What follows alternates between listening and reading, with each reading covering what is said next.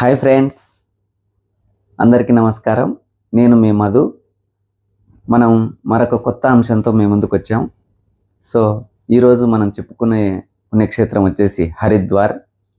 హరిద్వార్ ప్రాముఖ్యత ఏంటి, హరిద్వార్ను ఎలా చేరుకోవాలి, హరిద్వార్ నుంచి మనం చార్ధామ్ని ఎలా సందర్శించాలి, హరిద్వార్లో ఏ పుణ్యక్షేత్రాలు ముఖ్యమైన టెంపుల్స్ మాత్రమే ఎలా దర్శించుకోవాలో మీరు ఈ వీడియోలో తెలుసుకుంటారు. సో మామూలుగా హరిద్వార్ ప్రాముఖ్యత ఏంటి అని ఉన్నప్పుడు హరిద్వార్కు మరొక పేరే మాయాపురి, గంగాద్వారం, తర్వాత కపిలస్థానం, హరద్వార్ అని పేర్లు, వివిధ రకాల పేర్లు ఉన్నాయి. అదేవిధంగా హరిద్వార్ ప్రాముఖ్యత ఏంటి అంటే గంగోత్రి దగ్గర ఏర్పడినటువంటి గంగా నది హిమాలయ పర్వతాలను దాటుకొని మైదాన ప్రాంతంలోకి ప్రవేశించినప్పటి మొట్టమొదటి ప్రాంతం వచ్చేసి హరిద్వార్. అందుకే దానికి అంతటి ప్రాముఖ్యత ఉంది. అలాగే దక్షయజ్ఞం జరిగినటువంటి ప్రాంతం, పార్వతీదేవి అమ్మవారు పరమశివుని వివాహం ఆడడం కోసం తపస్సు చేసినటువంటి ప్రాంతం కూడా హరిద్వారే. దీనికి హరద్వార్ అని కూడా ఇంకొక పేరు, కాబట్టి దీన్ని హరద్వార్ అని పిలుస్తారు. సో మరి హరిద్వార్ యొక్క ఇంకా ప్రత్యేకత ఏంటి అంటే మనం చూస్తే అయోధ్య, మధుర, మాయా, కాశీ, కంచి, అవంతికాపురి, ద్వారావతి చైవ సప్తైతే మోక్షదాయిక అనేటువంటి ఈ సంస్కృత శ్లోకాన్ని బట్టి మనకు పురాణాల ప్రకారం, హిందూ గ్రంథాల ప్రకారం సప్త మోక్ష పట్టణాలు అనేటివి మన భారతదేశంలో ఉన్నాయి. అవే అయోధ్య, మధుర, మాయా అంటే మాయాపురి అంటే హరిద్వార్, కాశీ, కంచి, అదేవిధంగా అవంతిక అంటే ఉజ్జయిని. సో అదేవిధంగా ద్వారావతి అంటే ద్వారక. కాబట్టి అయోధ్య, మధుర, మాయా, కాశీ, కంచి, అవంతిక, ద్వారావతి చైవ సప్తైతే. కాబట్టి ఈ శ్లోకాన్ని బట్టి మనకు 7 మోక్షదాయక పట్టణాలు ఉన్నాయని మనకు తెలుస్తుంది. సో ఈ 7 పట్టణాలలో ప్రవేశించినంత మాత్రాన్నే ఆ జీవుడికి మోక్షం అనేది ఖచ్చితంగా ప్రాప్తిస్తుంది అని భక్తుల నమ్మకం మరియు హిందువుల నమ్మకం. అదేవిధంగా హరిద్వార్కు ఇంకొక పేరు కూడా ఉంది, ఇంకొక ప్రాముఖ్యత కూడా ఉంది. అదేంటి అంటే కుంభమేళ జరిగేటువంటి 4 ప్రాంతాలలో, ఆ 4 ఏంటి అంటే హరిద్వార్, ఉజ్జయిని, నాసిక్ మరియు ప్రయాగ్రాజ్. సో ఈ 4ంటిని కుంభమేళ జరిగేటువంటి ప్రాంతాలు అంటారు. మామూలుగా హరిద్వార్లో 12 సంవత్సరాలకు ఒకసారి జరుగుతుంది, ఉజ్జయిని ఇలా ప్రతి 12 సంవత్సరాలకు ఒకసారి జరుగుతుంది అన్నమాట. సో ఒక్కొక్కసారి 144 సంవత్సరాలకు మహాకుంభమేళ అనేది జరుగుతుంది. చివరికి ఈ మధ్య కాలంలో మనకు మహాకుంభమేళ వచ్చేసి ప్రయాగ్రాజ్లో జరిగింది 144 ఇయర్స్ తర్వాత. అసలు కుంభమేళ జరపడానికి కారణం ఏంటి అంటే దీనికి మళ్ళీ మనం హిందూ పురాణాల ప్రకారం పోతే సముద్ర మదనం అంటే అమృతం కోసం దేవతలు, రాక్షసులు మందర పర్వతాన్ని సముద్రంలో పెట్టి, పాల సముద్రంలో దానికి వాసుకి అనే సర్పాన్ని చుట్టి చిలకడం అనేది ప్రారంభించారు. సో సముద్రాన్ని చిలకడాన్నే సముద్ర మదనం అంటారు.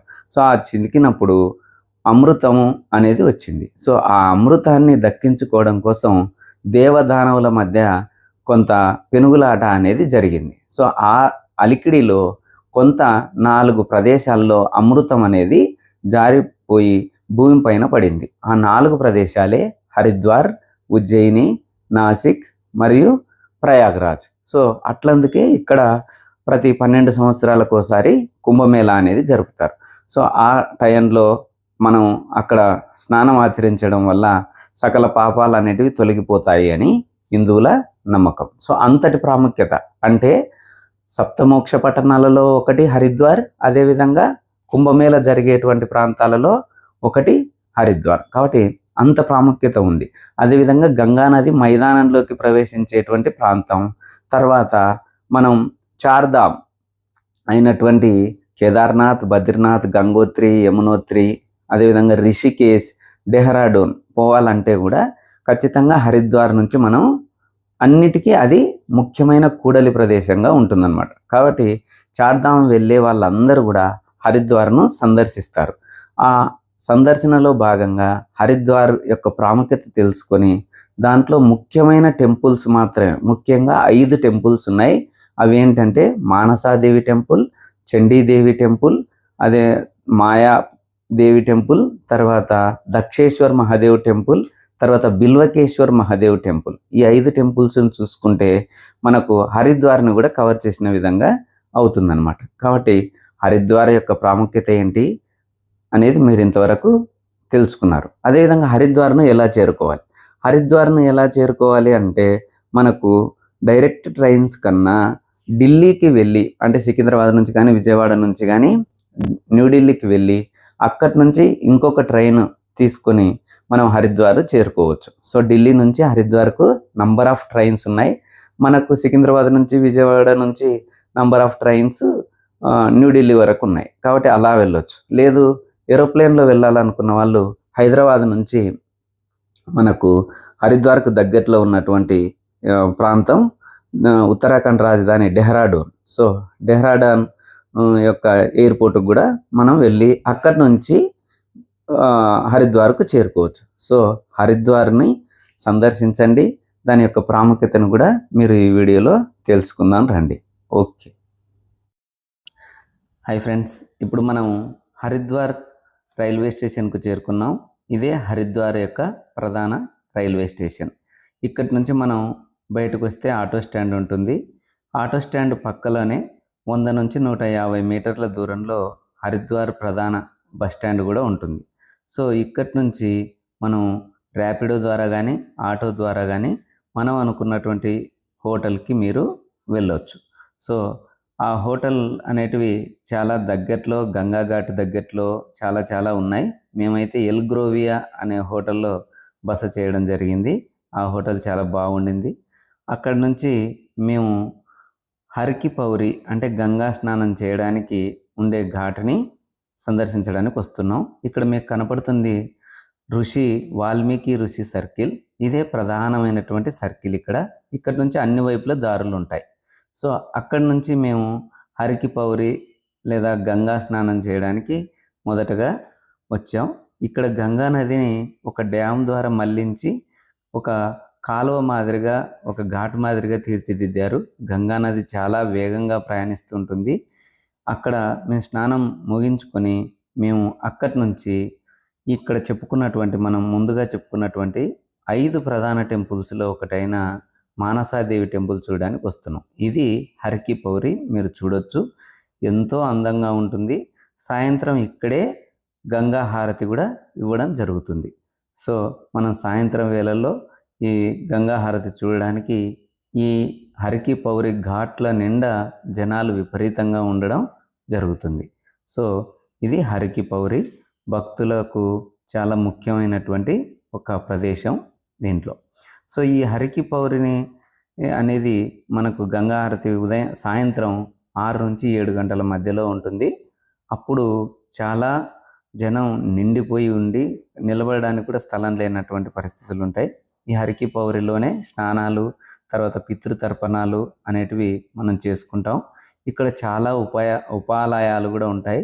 వాటిని కూడా మనం సందర్శించవచ్చు. వాటిలో లక్ష్మీనారాయణ స్వామి టెంపుల్, గంగామాత టెంపుల్, ప్రాచీన గంగామాత టెంపుల్ అనేటివి ఉంటాయి. వాటిని సందర్శించండి.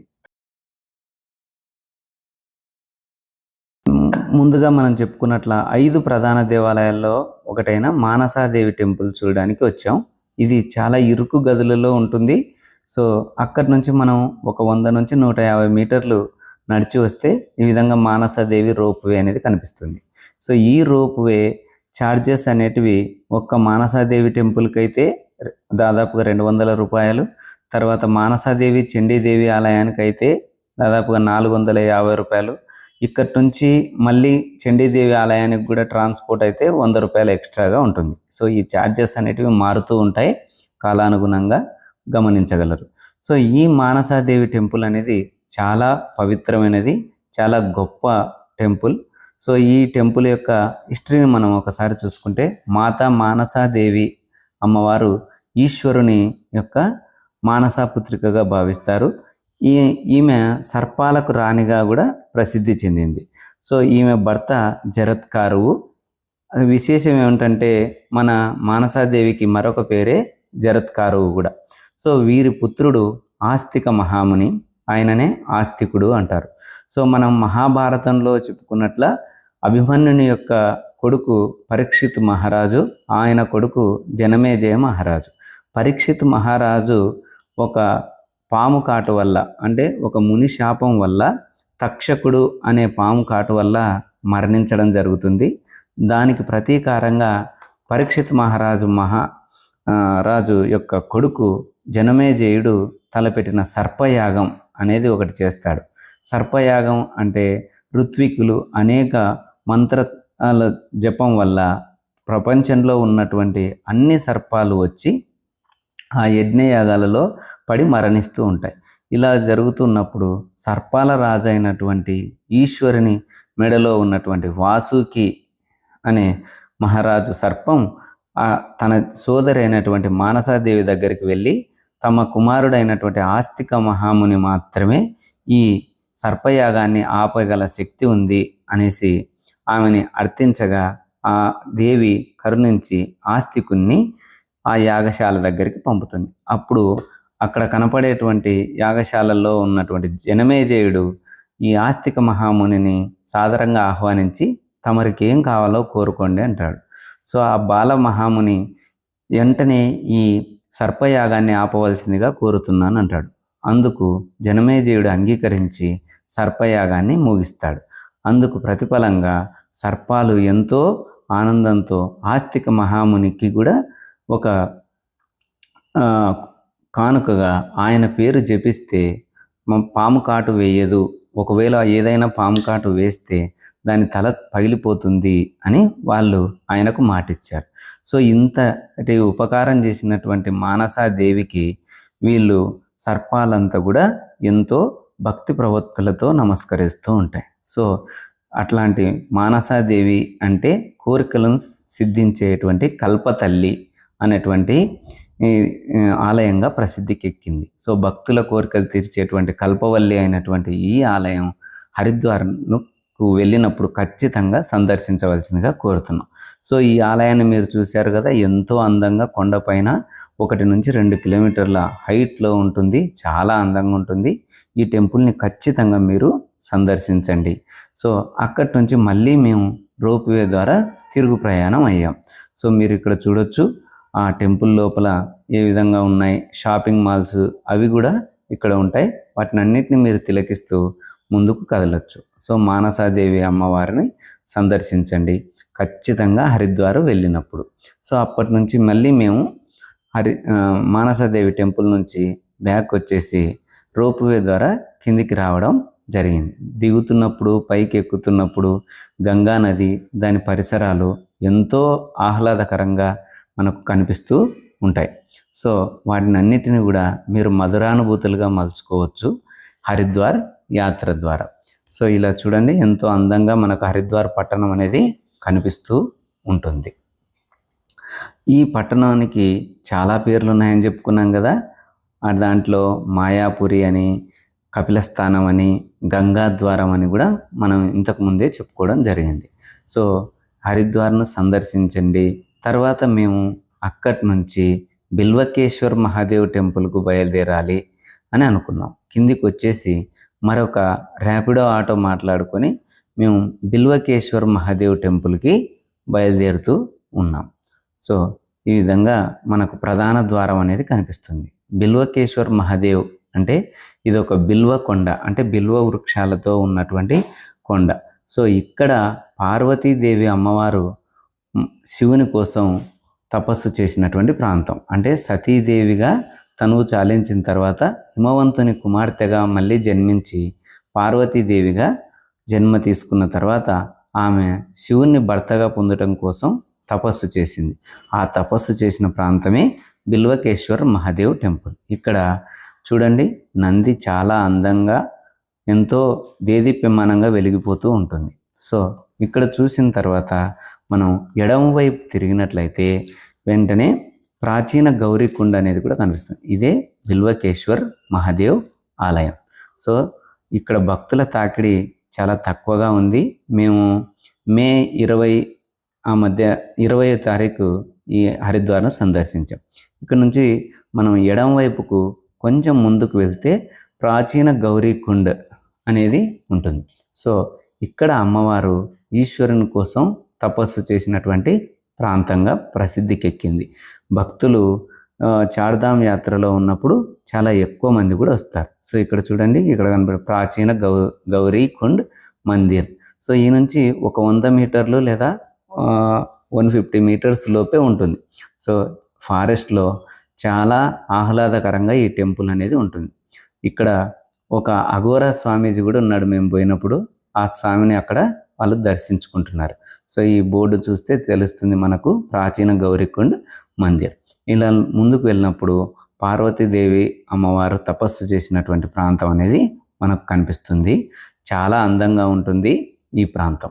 సో ఇక్కడ బిల్వ వృక్షాలు అనేక ఉండేవి, అందువల్ల దీన్ని బిల్వకొండ అనేవారు. అమ్మవారు తపస్సు చేస్తూ కూడా ఆ బిల్వ పత్రాలు, బిల్వ ఫలాలు మాత్రమే ఆహారంగా తీసుకొని తపస్సు చేసింది. అందుకు శివుడు ప్రత్యక్షమయ్యి అమ్మవారిని తనకు వివాహం చేసుకోవడానికి సమ్మతం తెలపడం జరిగింది. సో ఇది ఖచ్చితంగా మీరు సందర్శించండి. అక్కడ కనపడుతున్నదే ప్రాచీన బిల్వకొండ. సో అక్కడి నుంచి మేము మాయాదేవి టెంపుల్ను సందర్శించడానికి మేము రావడం జరిగింది. ఇది ఆలయం యొక్క ప్రధాన ద్వారం. మాయాదేవి అమ్మవారి పేరు మీదుగానే మనకు హరిద్వార్కు మాయాపురి అని ఇంకొక పేరు కూడా ఉంది. సో లోపలికి ఎంటర్ అయిన వెంటనే మనకు లెఫ్ట్ సైడ్ మాయాదేవి అమ్మవారి టెంపుల్ ఈ విధంగా కనిపిస్తుంది. ఈ టెంపుల్ చరిత్రను చూసుకుంటే మనం దక్షయజ్ఞం తర్వాత అమ్మవారి ఆత్మార్పణ చేసుకున్న తర్వాత అమ్మవారి యొక్క అవయవాలు పడిన ప్రాంతాలే మనం శక్తిపీఠాలుగా పేర్కొంటారు. వాటిలో ప్రధానంగా అమ్మవారి యొక్క హృదయము మరియు నాభి పడినటువంటి ప్రాంతంగా ఈ మాయాపురిని పేర్కొంటారు. సో ఇక్కడ అమ్మవారి యొక్క హృదయము నాభి పడింది. సో హృదయం అనేది అనేక మాయలకు అంతరంగాలకు నిలయం కాబట్టి ఇక్కడ ఏర్పడినటువంటి అమ్మవారు మాయాదేవి అమ్మవారు, దర్శించండి. అక్కడి నుంచి మేము దక్షేశ్వర్ మహాదేవ్ ఆలయానికి బయలుదేరాం. దక్షుని గురించి మనం షార్ట్గా చెప్పుకుంటే, దక్షుడు ఒక ప్రజాపతి. ఆయన తీవ్రంగా తపస్సు చేసి అమ్మవారిని ప్రసన్నం చేసుకుని తనకు కూతురుగా జన్మించాలని వరం కోరుకున్నాడు. అందుకు సమ్మతించి అమ్మవారు సతీదేవిగా దక్ష ప్రజాపతికి కూతురుగా జన్మించింది. ఆ ప్రదేశమే దక్షేశ్వర్ మహాదేవ్ ఆలయం. ఈ ఆలయం పరిసరాలలో అమ్మవారు జన్మించినటువంటి ప్రాచీన జన్మస్థల్ అనే దేవాలయం ఉంది. అలాగే దక్షయజ్ఞం జరిగిన ప్రదేశం ఉంది, వీక్షించండి.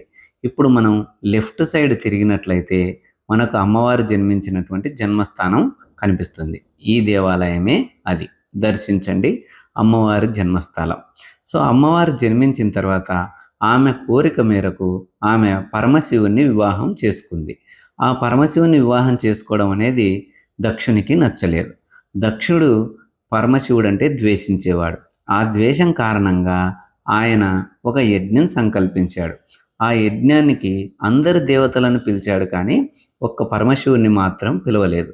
స్వయాన అల్లుడైనటువంటి పరమశివుని పిలవకపోవడంతో సతీదేవి తీవ్ర మనోవేదనకు గురై తండ్రి గారింటికి వచ్చింది. వచ్చినప్పుడు ఆ ప్రదేశంలో ఆమెను ఎవ్వరూ పలకరించలేదు. దానితో ఆమె ఆ జరుగుతున్న యజ్ఞగుండంలోనే దూకి ఆత్మార్పణ చేసుకోవడం జరిగింది. ఆ ఆత్మార్పణ చేసుకున్న విషయం పరమశివునికి తెలిసి చాలా తీవ్ర మనోవేదనతో వీరభద్రుని జన్మింపజేసి దక్షయజ్ఞాన్ని ధ్వంసం చేయమన్నాడు. దానితో దక్షుని తల నరికి దక్షయజ్ఞాన్ని ధ్వంసం చేశాడు వీరభద్రుడు. అప్పుడు అక్కడ ఉన్నటువంటి సతీదేవి కళేవరాన్ని తన భుజాలపై ఎత్తుకొని ప్రపంచమంతా విలయతాండవం చేశాడు పరమశివుడు. ఆ ప్రదేశమే ఇది. ఆ విలయతాండవం చేస్తున్నప్పుడు ఆయన బాధను తగ్గించాలనే ఉద్దేశంతో విష్ణుమూర్తి తన సుదర్శన చక్రంతో అమ్మవారి దేహాన్ని ఖండితాలుగా ఖండించాడు. ఇదే మనం చూస్తున్నటువంటి అమ్మవారు స్వామివారి యొక్క విగ్రహం కూడా మనకు అదే చెప్తుంది. దానితో విష్ణుమూర్తి తన సుదర్శన చక్రంతో అమ్మవారి దేహాన్ని ఖండితాలుగా చేశాడు. అప్పుడు అమ్మవారు దేహ భాగాలు ప్రపంచమంతా వెదజల్లబడ్డాయి. ఆ ప్రదేశాలే మనకు శక్తిపీఠాలుగా విరాజిల్లుతున్నాయి. వాటిలో 18 అష్టాదశ శక్తిపీఠాలు అని అంటాం. ఇక్కడ మాయాపురిలో అమ్మవారి యొక్క హృదయము నాభి పడిన ప్రాంతంగా చెప్తాం. ఇదే మనం చూస్తున్నటువంటి యజ్ఞగుండం లోపలికి వెళ్తే ఉంటుంది. ఇక్కడే ఆ యజ్ఞవాటిక, దానిలో అమ్మవారు ఆత్మార్పణ చేసుకున్నటువంటి దృశ్యాలు కూడా మనం ఆ దేవాలయంలో చూడొచ్చు. అక్కడి నుంచి మేము మళ్ళీ గంగానది మీదుగా చివరిగా సందర్శించవలసినటువంటి అతి ముఖ్యమైనటువంటి ప్రాంతం అయినటువంటి చండీదేవి ఆలయానికి బయలుదేరాం. చండీదేవి ఆలయం అనేది హరిద్వార్లో అత్యంత ప్రధానమైనటువంటి దేవాలయం. మనం చెప్పుకున్నాం ఇంతకుముందే. ఇక్కడ 3 కిలోమీటర్ల రోప్వే ఉంటుంది. చాలా కష్టం నడిచి వెళ్ళాలంటే ఖచ్చితంగా రోప్వేను సందర్శించండి. మనం చెప్పుకున్నట్ల ఇంతకుముందు మానసాదేవి, తర్వాత మాయాదేవి, తర్వాత చండీదేవి దేవాలయాలు, ఈ 3 దేవాలయాలని ఇక్కడ సిద్ధపీఠ త్రయం అని అంటారు. అంటే కోరిన కోరికలు తీర్చే ప్రదేశాలు లేదా దేవాలయాలు అని అర్థం. కాబట్టి ఖచ్చితంగా హరిద్వార్ను సందర్శించినప్పుడు ఈ దేవాలయాలు మాత్రం ఖచ్చితంగా సందర్శించండి. చాలా దేవాలయాలు ఉంటాయి, కానీ ప్రధాన దేవాలయాలు అయితే మనం మాయాదేవి టెంపుల్, దక్షేశ్వర్ మహాదేవ్ టెంపుల్, చండీదేవి ఆలయము, తర్వాత మానసాదేవి ఆలయము, తర్వాత బిల్వకేశ్వర్ మహాదేవ్ ఆలయం. కాబట్టి ఈ పంచ ఆలయాలను ఖచ్చితంగా సందర్శించండి. రోప్వే మాత్రం చాలా అందంగా ఉంటుంది. చాలా దట్టమైన అడవిలో ఈ ప్రాంతం అనేది ఉంటుంది.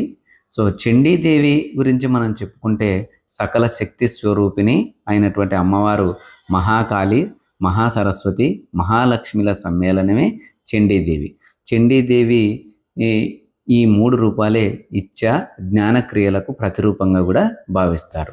చండీదేవి జననం అనేది మనం రాక్షసుల రాజులైనటువంటి శుంభుడు, నిశుంభుడు అనే రాక్షసులను చంపడం కోసం అమ్మవారు ఎత్తినటువంటి ఒక అవతారం, చండీమాత అవతారం. ఈ కొండపైన ఆ రాక్షస సంహారం తర్వాత కాసేపు అమ్మవారు విశ్రమించారు అని భక్తుల నమ్మకం. అందుకే ఇక్కడ చండీ దేవాలయ సందర్శన అనేది చాలా ముఖ్యమైనటువంటి దేవాలయంగా భావిస్తారు.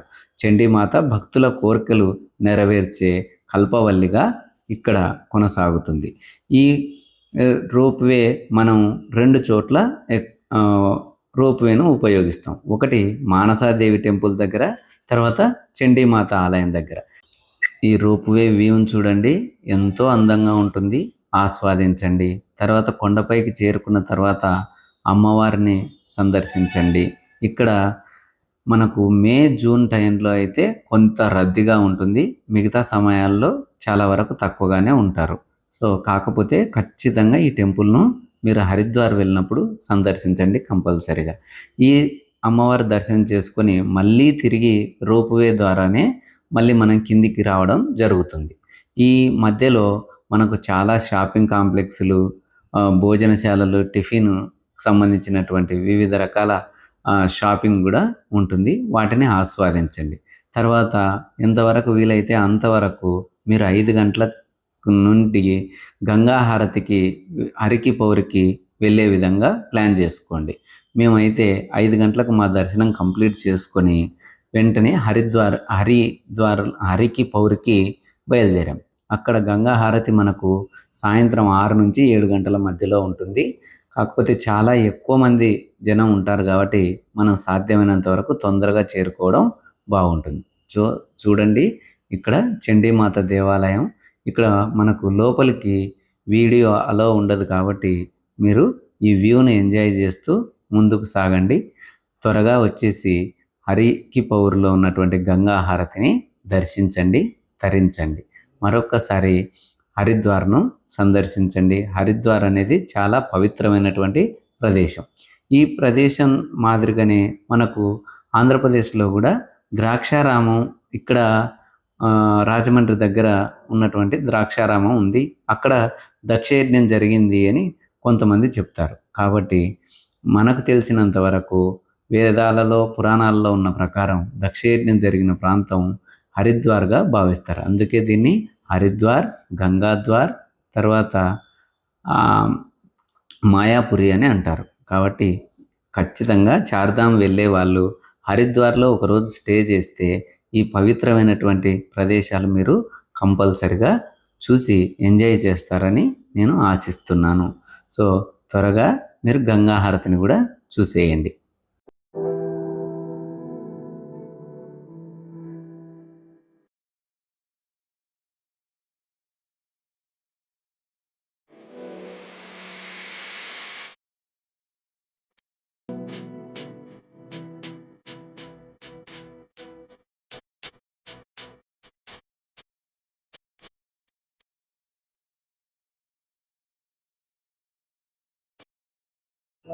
మేము ఇప్పుడు హరికి పౌరి చేరుకున్నాం. సాయంత్రం 5 గంటలకే ఇక్కడ ఎంతో ఆహ్లాదంగా ఉంటుంది.